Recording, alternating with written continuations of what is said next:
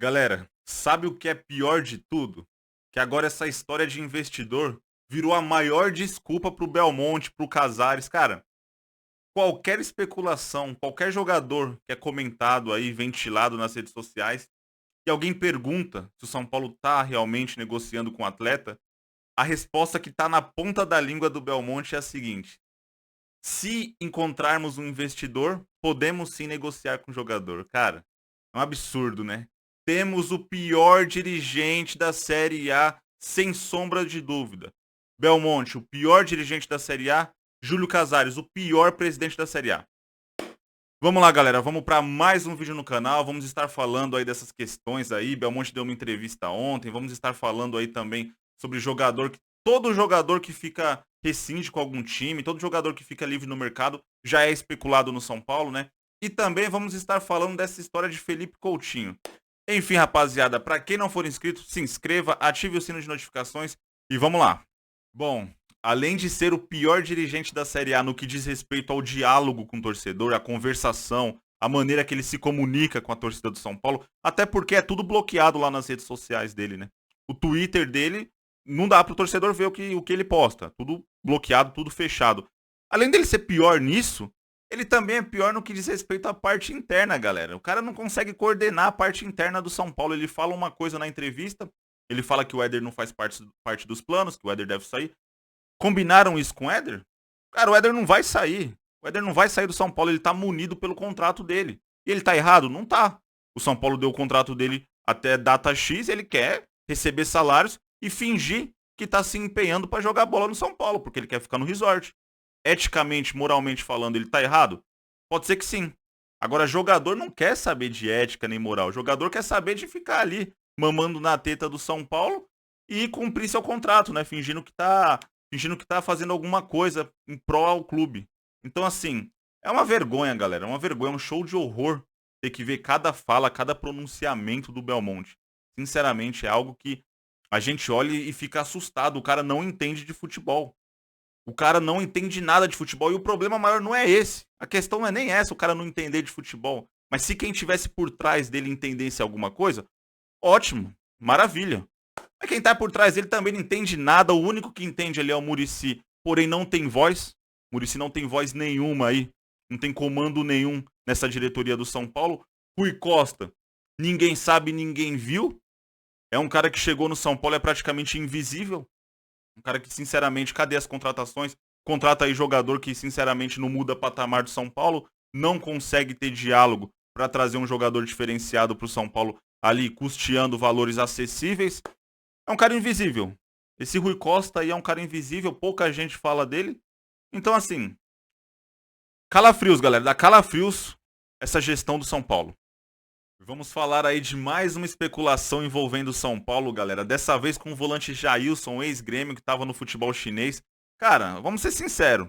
O jogador é mais conhecido por ser parecido com o Will Smith do que necessariamente pelo seu futebol, né? Um jogador fraco.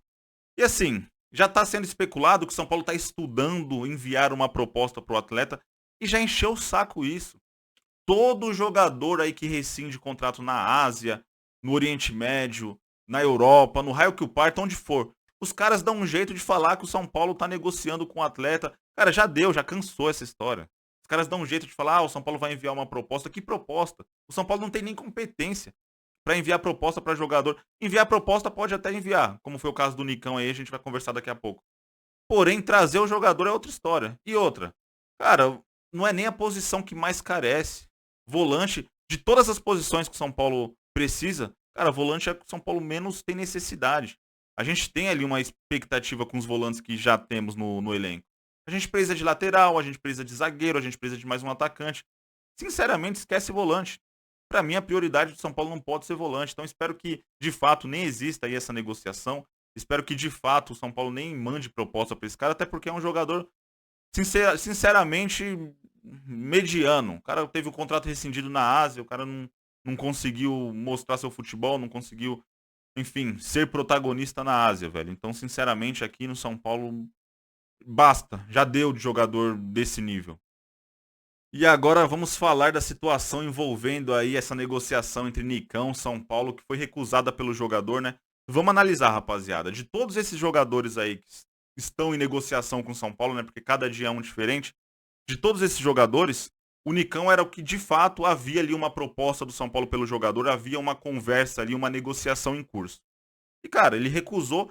Eu entendi o lado do São Paulo. O São Paulo não quis entrar em leilão. O São Paulo fez a seguinte proposta pro jogador: contrato de 4 anos, que é um contrato arriscadíssimo para um jogador que já tá na casa dos 30. O contrato termina com 34. Como que o São Paulo conseguiria vender esse jogador depois? Poderia ser um peso pro São Paulo, cara. Um jogador de 34 anos. E aí, como que o São Paulo conseguiria ter um retorno financeiro com um atleta nessa situação? Muito arriscado. E baseado nisso, o São Paulo fez uma proposta ali meio que de produtividade, né? O jogador não aceitou e o São Paulo não entrou em leilão. Muito possivelmente ele vai estar indo pro Internacional.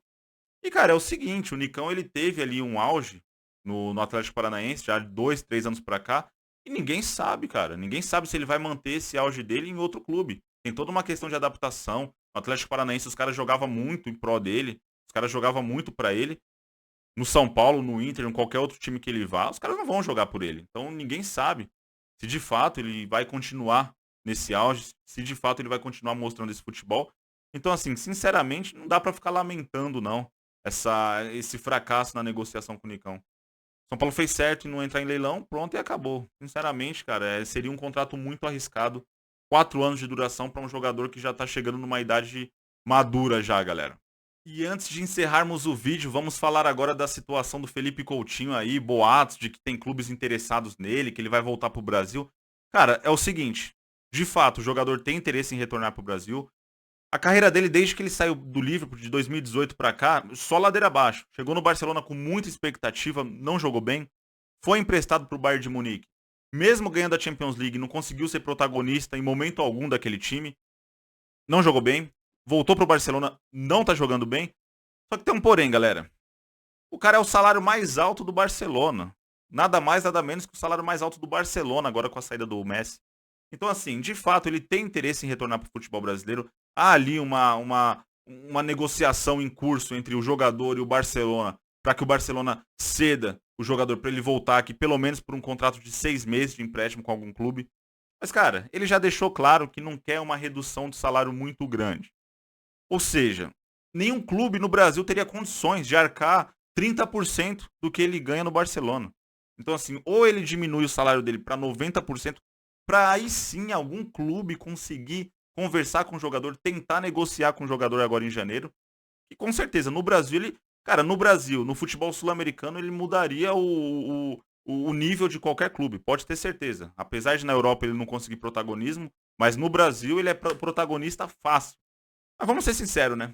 Daqui a pouco aparece o Belmonte aí dando uma entrevista, falando que a desculpa agora é essa, né? Os caras usam esse argumento pra tudo. Essa desculpa, galera, é pra camuflar a incompetência deles de conseguir negociar com algum jogador. O Belmonte só fala isso agora. Ah, jogador X tem chance de vir pro São Paulo? Bom, se a gente conseguir ali investidores, pode ser que venha.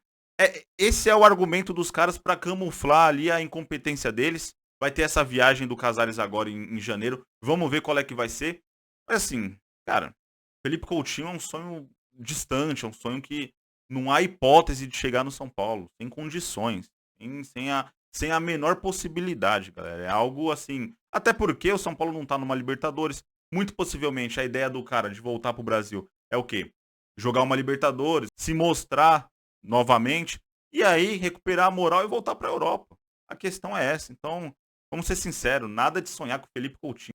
O vídeo de hoje foi esse, rapaziada. Abraço a todos.